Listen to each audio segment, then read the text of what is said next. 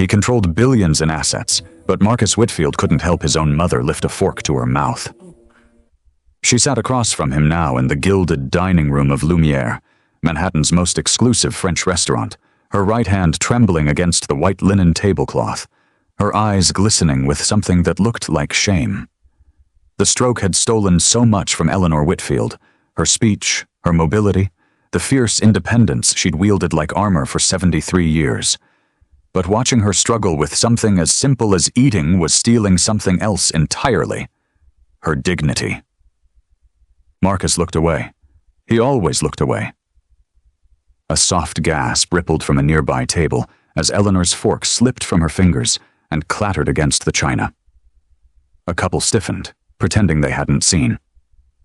But 2 seats over, a teenage boy raised his phone just enough to catch the moment, whispering, "Isn't that Whitfield?" while the camera lens blinked awake. He didn't see the black woman in the server's uniform pause at their table, her dark eyes taking in the scene with an expression that wasn't pity. It was recognition. What happened next would shatter everything Marcus thought he knew about power, about family, about the woman he'd failed to see standing right in front of him. This is Black Stories, where the pain of prejudice is told and justice always finds its voice. If you believe no amount of money matters if we can't protect our parents' dignity, stick around. Also, like this video and subscribe, because sometimes the most powerful person in the room is the black server everyone tried to look past. 3 days earlier, Jasmine Johnson moved through Lumiere's dining room like water, smooth, unhurried, nearly invisible. That was the goal. She'd been doing this for 2 years now, ever since the medical bills had swallowed her savings and forced her to abandon her certification as a home health aide. The irony wasn't lost on her. She'd spent 5 years caring for the elderly, the disabled, the forgotten, only to lose everything when her own grandmother's cancer treatment bankrupted them both. But something in her hadn't changed. When she looked at the elderly woman being wheeled to table 12, she didn't see wealth or status. She saw the tremor in the woman's hand, the tightness around her mouth, the way her eyes tracked her son with a mixture of love and distance. She saw someone who needed care. Eleanor Whitfield had once run a fashion empire, 60-hour work weeks, international travel, a Rolodex that made politicians jealous. The stroke 3 months ago had been sudden, brutal, a hemorrhage that left her partially paralyzed on her right side, her speech slurred into something that sounded like a foreign language even to her own ears. But Eleanor didn't feel lucky. She felt trapped in a body that no longer obeyed her, dependent on a son who looked at her the way people look at broken things they don't know how to fix. Tonight was supposed to be a celebration, her first public outing since the stroke. But as she sat in the wheelchair her son had insisted on, unable to hold her own water glass steady, she wondered if this was mercy or cruelty. Marcus Whitfield built his fortune on precision: private equity, hostile takeovers, restructuring failing companies into profitable machines. He saw opportunities where others saw chaos. He made hard decisions without flinching. But sitting across from his mother, watching her struggle with the simple mechanics of existence, he felt something he hadn't experienced in 20 years. Helplessness. He'd hired the best doctors, the best therapists, the best in-home care team money could buy. He'd cleared his calendar, rearranged his life. But he couldn't bring himself to do the one thing she actually needed: to touch her, to help her, to bridge the canyon of emotional distance he'd spent decades constructing. His shoulders were rigid, his jaw tight. When their server approached to take their order, he barely looked up. He had no idea he was about to meet the woman who would dismantle everything. The dinner began with quiet disaster. Eleanor had insisted on ordering the coq au vin, one of her favorites from before. Marcus had tried to suggest something simpler, something that required less coordination, but the flash in her eyes had silenced him. So he'd ordered it, along with his own meal, and then sat watching as the plate arrived in all its elegant complexity. His mother reached for her fork. Her hand shook. The utensil clattered against the plate. She tried again. Same result. Around them, other diners pretended not to notice. Marcus felt his throat tighten. He should help. He knew he should help. But his hands remained frozen on his own napkin, and the distance between them felt like miles. That's when Jasmine appeared. She didn't ask permission. She didn't announce herself.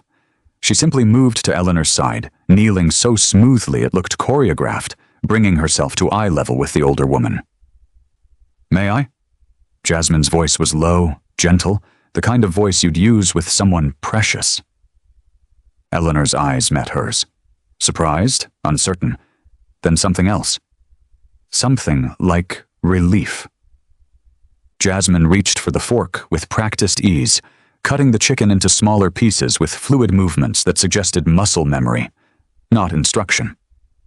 She loaded the fork with a careful balance of meat and sauce, then held it near Eleanor's mouth, waiting. Not forcing, not rushing, waiting for consent. Eleanor opened her mouth. The fork moved forward. The bite was clean, dignified. And for the first time that evening, Eleanor's shoulders relaxed. Marcus stared. His brain struggled to process what he was seeing. A server, a stranger, doing what he couldn't, what he wouldn't. The intimacy of it felt shocking in the formal dining room, almost transgressive. But what struck him most was his mother's face. The shame had disappeared. In its place was something he hadn't seen in months. Peace. She didn't say anything. Didn't wait for thanks or acknowledgement. She simply moved back into her role, refilling water glasses as if nothing extraordinary had happened. Marcus watched her go, his chest tight with an emotion he couldn't name. Across the room, the teen who'd been recording earlier replayed his footage. The server kneeling, the billionaire frozen, the mother breathing easier only when the stranger fed her. He saved it, then uploaded it to his private story with one caption. "Y'all seeing this?" The memory hit Jasmine as she moved through the kitchen, sharp, visceral, pulling her back 5 years. Her grandmother, Nana Ruth, sitting in the hospital bed they'd rented for the living room. Jasmine had taken leave from her job, cashed out her meager 401k, and transformed herself into a full-time caregiver. She'd learned to change IVS, manage medication schedules, read the subtle signs of pain in her grandmother's face. And she'd learned to feed her, not with clinical efficiency, but with love, with patience, making each meal a ritual, a conversation without words. Nana Ruth couldn't always speak by the end, but Jasmine could read her, the slight turn of her head meaning not yet, the soft sound in her throat meaning more. Then the bills came. $180,000 in medical debt, even after insurance. She'd sworn she'd never let herself care that deeply again. It cost too much. But watching Eleanor Whitfield struggle alone, surrounded by luxury but starving for basic human touch, Jasmine's body had moved before her mind could stop it. Some instincts, apparently, couldn't be killed. Marcus lay awake that night in his penthouse, the city glittering 40 floors below, and remembered something he'd been trying to forget for 3 decades. He was 12. His mother was rushing to catch a flight to Milan for Fashion Week. He'd caught the flu, 103-degree fever, barely able to stand. "I'll call Mrs. Chen to stay with you," she'd said, already pulling her suitcase towards the door. "Mom, please, just stay." She'd paused, her hand on the handle, and for a moment he thought she might. Then, "Marcus, you're old enough to understand. This is my career. This is how we have this life. Mrs. Chen will take excellent care of you." She'd left. He'd spent the week with the housekeeper, too sick to be angry, just sad. He'd filed the lesson away. Needing people makes you weak. So he built a life where he only needed money, leverage, and control. Now his mother needed him in the simplest, most human way possible, and a stranger was doing what he'd spent a lifetime unlearning. Watching it felt like standing in front of a mirror and seeing everything he'd become. 2 nights later, Marcus returned to Lumiere. He told himself it was because his mother had asked to go back, had actually formed the words with her struggling speech. Amara, please. But he knew the truth. He needed to see it again, to understand how a stranger could do what felt impossible to him. When Jasmine appeared at their table, Eleanor's whole face transformed. She made a sound. Ah, that was pure joy. Jasmine smiled. A real smile, not the professional mask she wore for other tables. "It's good to see you again, Mrs. Whitfield." She turned to Marcus. "Sir." As she helped his mother eat, Marcus watched carefully. The way Jasmine angled the fork, the soft narration she provided. "This one's got a little more sauce. Take your time. Perfect." The way she touched Eleanor's shoulder between bites, grounding and reassuring. Eleanor's eyes closed. Her breathing deepened. Marcus felt his throat close, because he recognized that posture, that peace. He was 4 years old, home with chicken pox, miserable and itchy. His mother had sat on the edge of his bed, running cool fingers across his forehead, humming. She'd been there then, before the empire, before the ambition ate everything else. She'd known how to do this, and now a stranger was giving her back what she'd once given him. The weight of it crushed him. By the third visit, the other staff had noticed. Derek, the floor manager, white, 40, all sharp angles and sharper ambition, pulled Jasmine aside near the kitchen. "You need to maintain professional boundaries," he said, his voice low and tight. "You're a server, not a nurse. Whatever you think you're doing with Mrs. Whitfield—" "I'm helping a client eat," Jasmine interrupted quietly. "Last I checked, that's part of service." "It's inappropriate. It looks intimate. This is Lumiere, not some—" He stopped himself, but the shape of the word was obvious. Somewhere cheaper, somewhere rougher, somewhere people like you belong. Near the service doorway, a junior hostess froze, thumb hovering over her phone. When Derek's voice sharpened on "people like you," her thumb slid across the screen, hitting record. The red dot blinked steadily, catching every word he thought no one would ever challenge. "I'll keep that in mind," she said, her voice steady despite the anger burning in her chest.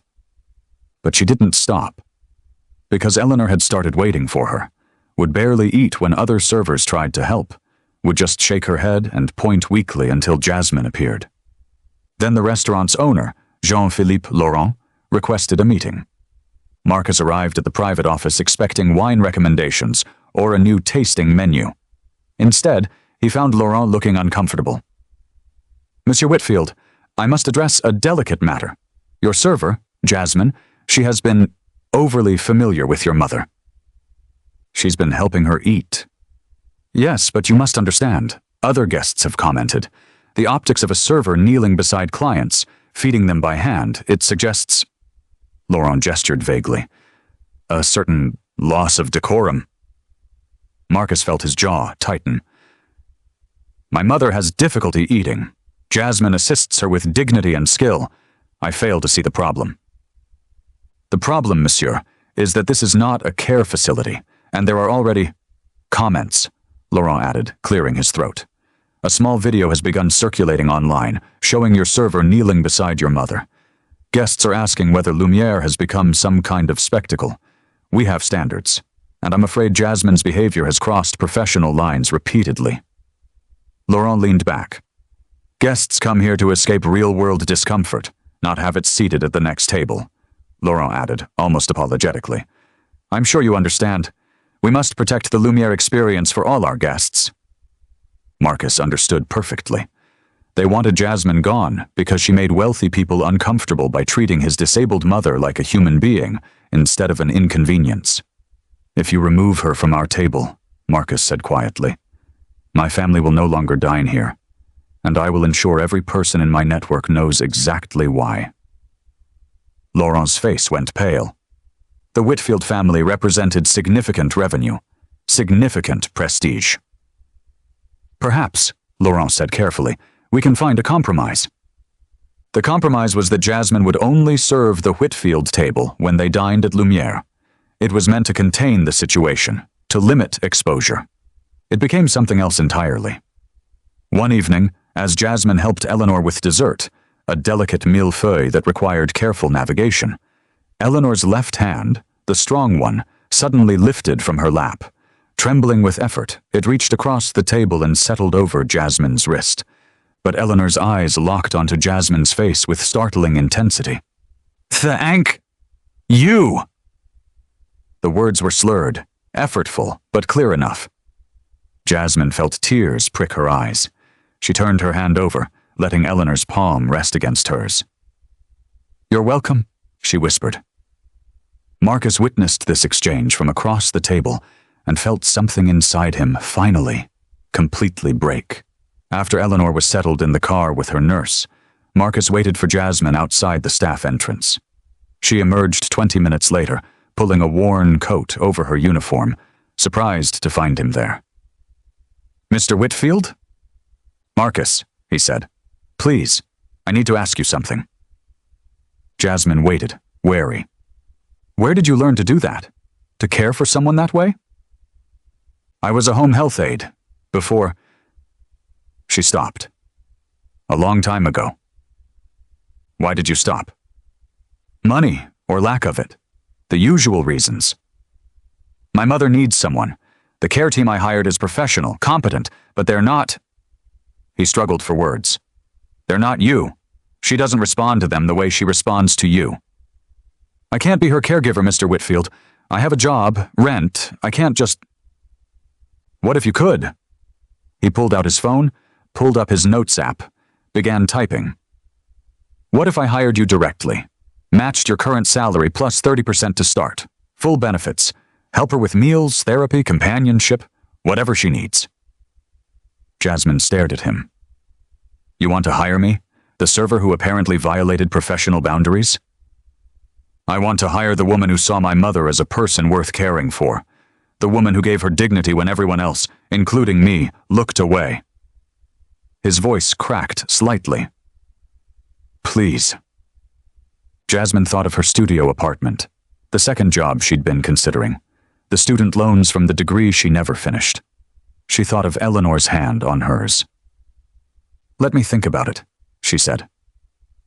Word spread fast. A black server leaving to become a billionaire's employee. The rumors ranged from salacious to cruel. "She's been angling for this from the start," someone said in the break room. "Rich white man and his mother's caregiver? We all know where this goes."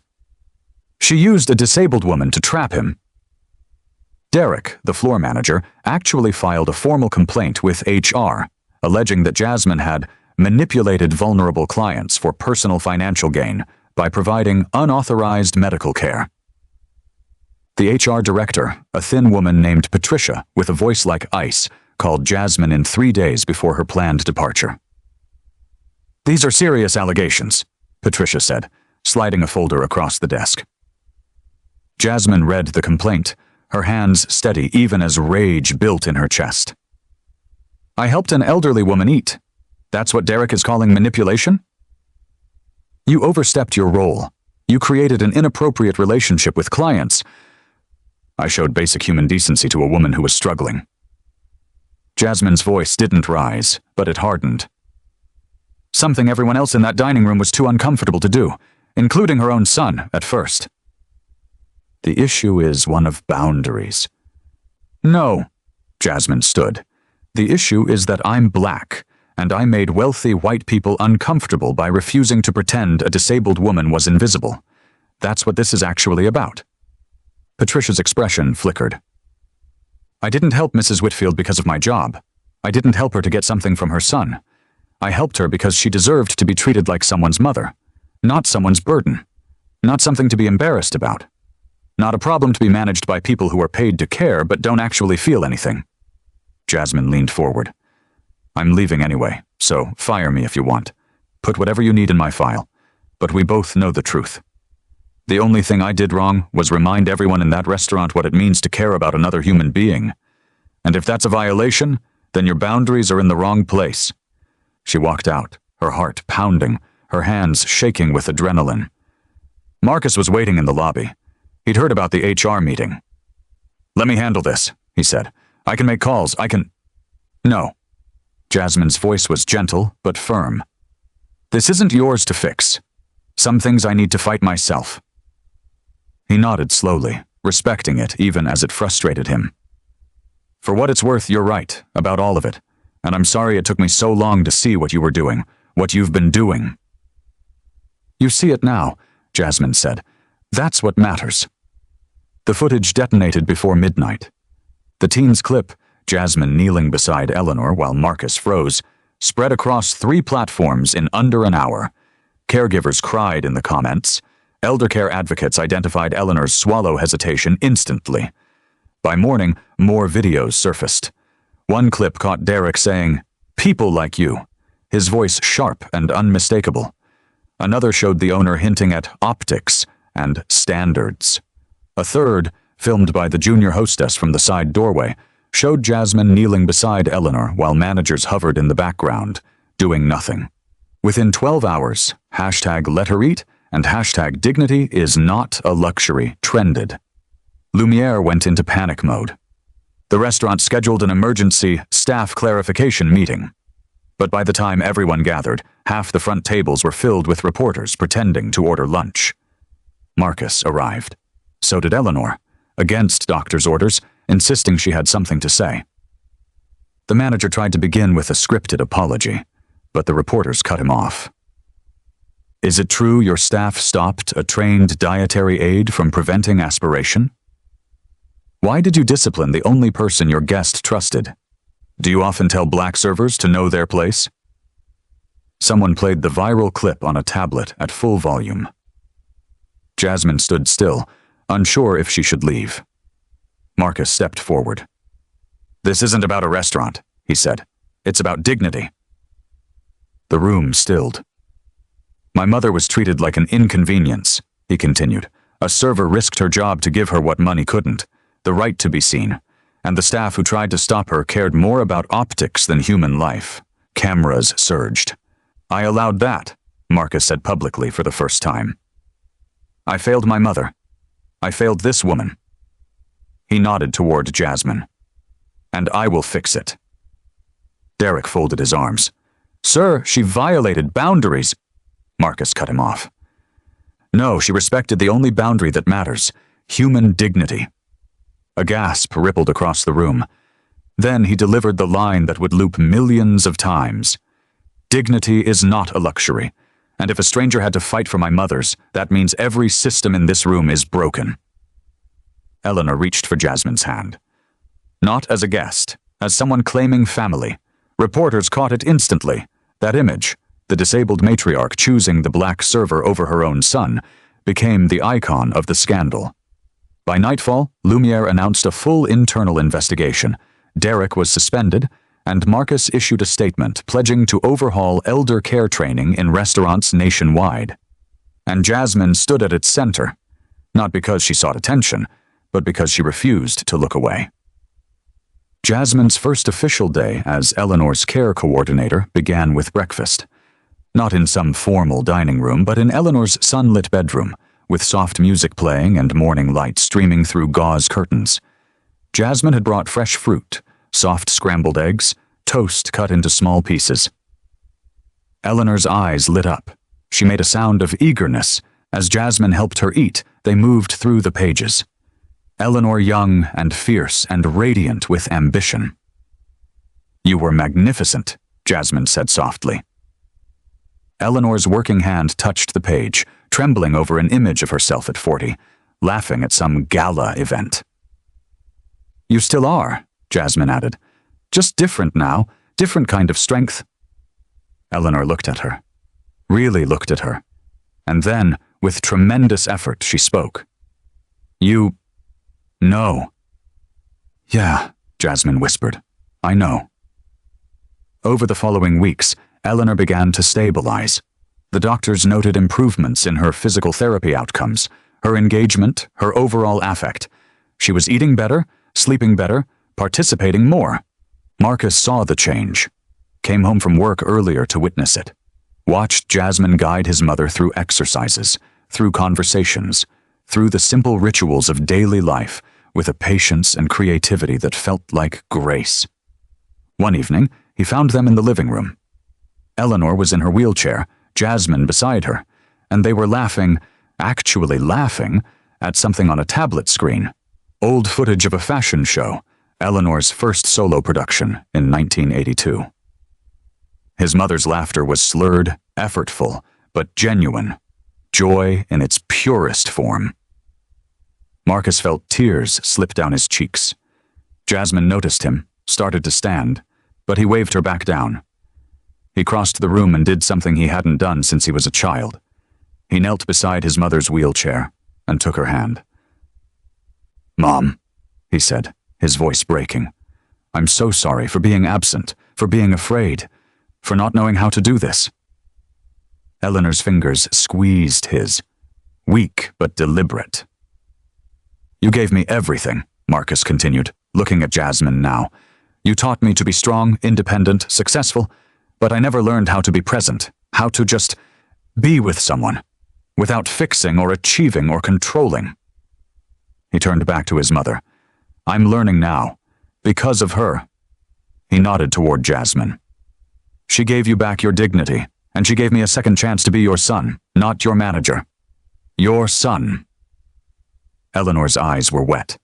She lifted her hand to his face, touched his cheek the way she used to when he was small. "I love you," Marcus whispered.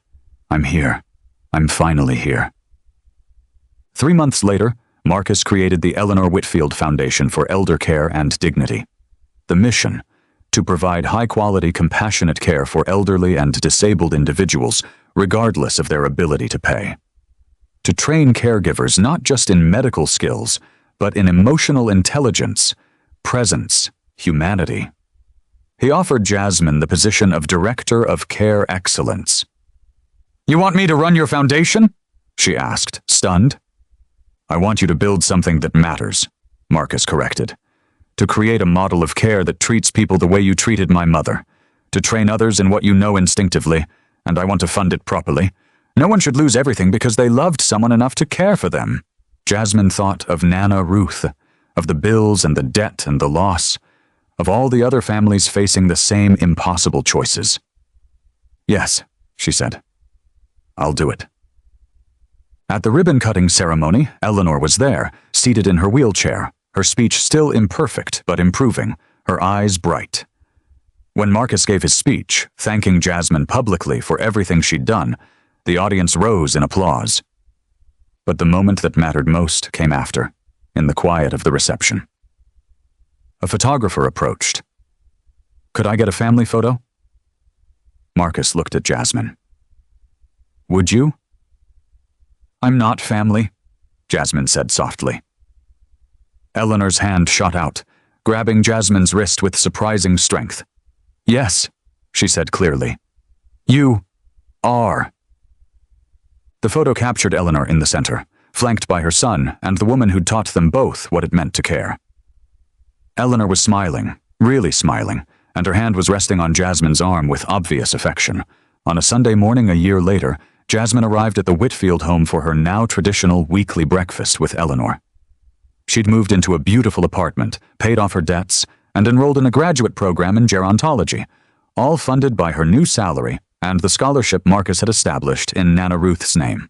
But what made her heart full wasn't the financial security. It was moments like this. Eleanor was at the table, working carefully with her fork, still tremulous but functional. She'd regained significant strength through intensive therapy. She could speak in short sentences now, could walk with assistance, could laugh without reservation. "Jasmine," she said when she looked up, her face lighting with unmistakable love.